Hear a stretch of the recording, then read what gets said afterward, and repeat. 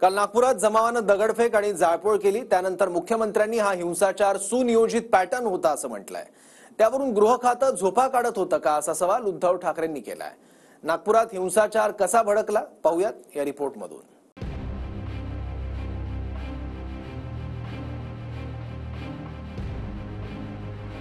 एक प्रकारे काही लोकांचा सुनियोजित पॅटर्न हा देखील त्या ठिकाणी दिसतो आहे। नागपुरात झालेला हिंसाचार हा सुनियोजित पॅटर्न होता असं मुख्यमंत्री फडणवीसांनी म्हटलंय।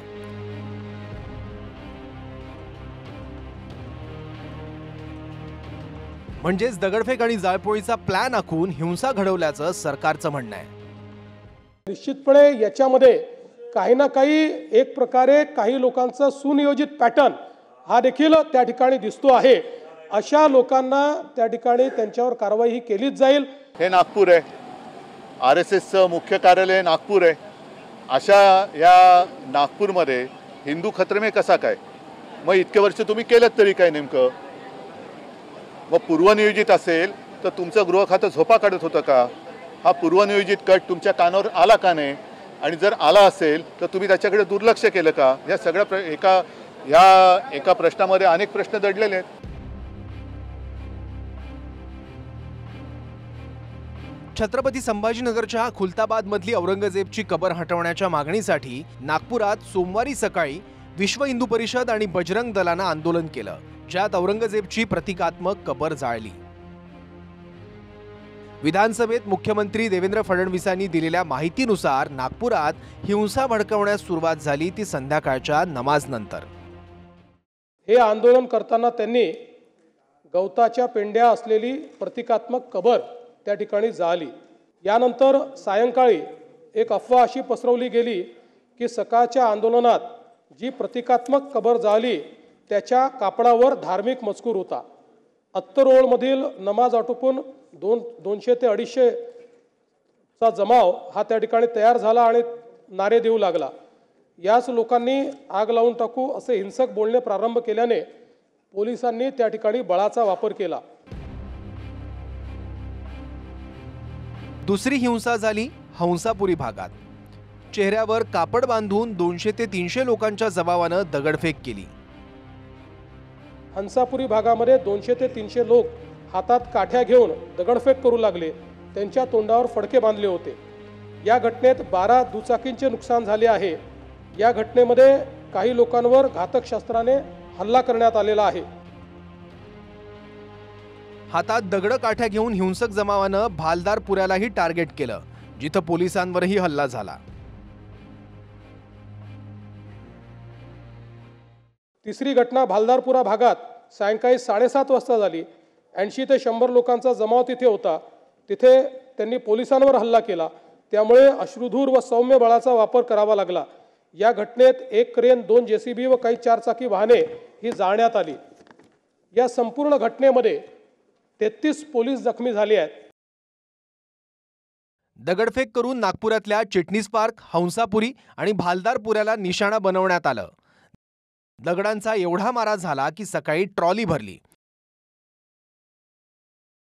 एका पोलीस उपायुक्तावर कुऱ्हाडीनं वार झाल्याची माहितीही मुख्यमंत्र्यांनी दिली आहे। सकाळची एक घटना घडल्यानंतर मध्यंतरीच्या काळामध्ये पूर्णपणे शांतता होती, पण त्यानंतर मात्र संध्याकाळी काही लोकांनी जाणीवपूर्वक अशा प्रकारचा हल्ला केल्याचं या ठिकाणी लक्षात येत आहे। याचं कारण जवळपास एक ट्रॉली भरून त्या ठिकाणी दगड मिळालेले आहेत। 3 DCP लेवलचे लोक या ठिकाणी जखमी झालेले आहेत आणि जसं मी सांगितलं की यातल्या एका DCPवर तर थेट कुऱ्हाडीने वार हा त्या ठिकाणी करण्यात आलेला आहे। आणि मी एक गोष्ट स्पष्टपणे सांगतो, पोलिसांवर ज्यांनी हल्ला केला असेल त्यांना काय झालं तरी सोडलं जाणार नाही। तर नागपुरात तोडफोड आणि जी जाळपोळ झाली त्यात हिंदूंनाच टार्गेट करण्यात आल्याचं भाजपचे स्थानिक आमदार प्रवीण दटकेंनी म्हटलंय। आणि हेही मला माहिती मिळाली की एका विशिष्ट ठिकाणी 100-150 बाईक दररोज पार्क व्हायच्या। काल तिथे एकही गाडी पार्क नव्हती। म्हणजे काय एकही पार्क नव्हती याचा अर्थ काय? याचा अर्थ काय लावलाय? उपमुख्यमंत्री बोलतायत, हे शोभतं का? याचा अर्थ काय की जाणीवपूर्वक, नियोजनपूर्वक ही साजिश होती काही विशिष्ट समुदायाला टार्गेट करण्याची। यानी 2 दुकान हिंदुओं के होंगे और उसके बीच में 2 दुकान मुस्लिम के होंगे, तो सिर्फ हिंदुओं के मकान में घुसे, मुस्लिम मतदाताओं को कुछ नहीं हुआ। ये डॉक्टर बंडू क्लिनिक, उसके घर तक, मंदिर तक, अंदर तक घुसे, छोटी बच्ची है 5 साल की, और पहले सब कैमरे टूटे, बाद में चुन कर वहाँ तक, उनके घर तक, उनके अंदर तलवार ये सब दिख रहा है, पूरा वेल प्लान सारा विषय दिख रहा है, तो पुलिस को कडक ॲक्शन लेनी पडेगी। प्रवीण दटकेंनी पोलिसांवरही गंभीर आरोप केलाय। पोलीस हिंदू नागरिकांसोबत नव्हते असं दटके म्हणाले आहेत। मुझे दुख के साथ कहना पड़ता है कि कल पुलिस यहाँ के नागरिकों के साथ, हिंदू नागरिकों के साथ नहीं थी। इसका कारण मुझे नहीं मालूम, लेकिन बहुत कम संख्या में थी। मैं सीपी साहब से आज अनुरोध करता हूँ कि वो खुद आके बैठे, इन सभी नागरिकों से बात करें और तुरंत इस पर कार्रवाई करें। यदि कार्रवाई नहीं होगी तो एक अगला कदम सारे हिंदुओं को भी उठाना पड़ेगा और वो मजबूर होंगे।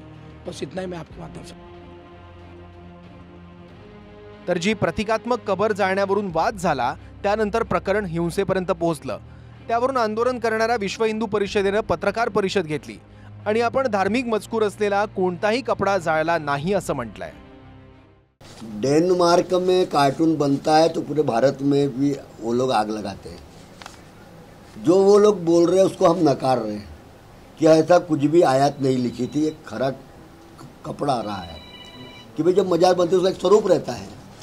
अगर आयात रही होती तो पूरे महाराष्ट्र में नहीं पूरे भारत में आंदोलन करते हैं। हम आपको बता रहे हैं, हम पर विश्वास रखो कि हम उस आयात नाम की कैसे कोई भी हमने उसमें कपड़े पर आग नहीं लगाए।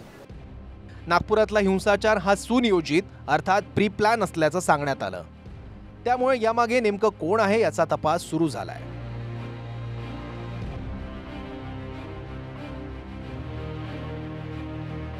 नागपूरहून सुनील ढगे आणि गजानन उमाटेसह विनायक डावरुंग, TV9 मराठी, मुंबई।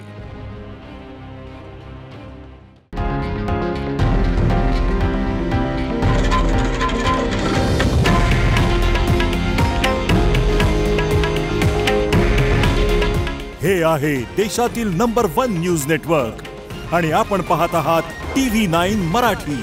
काळजी तुमची, हित महाराष्ट्राचं।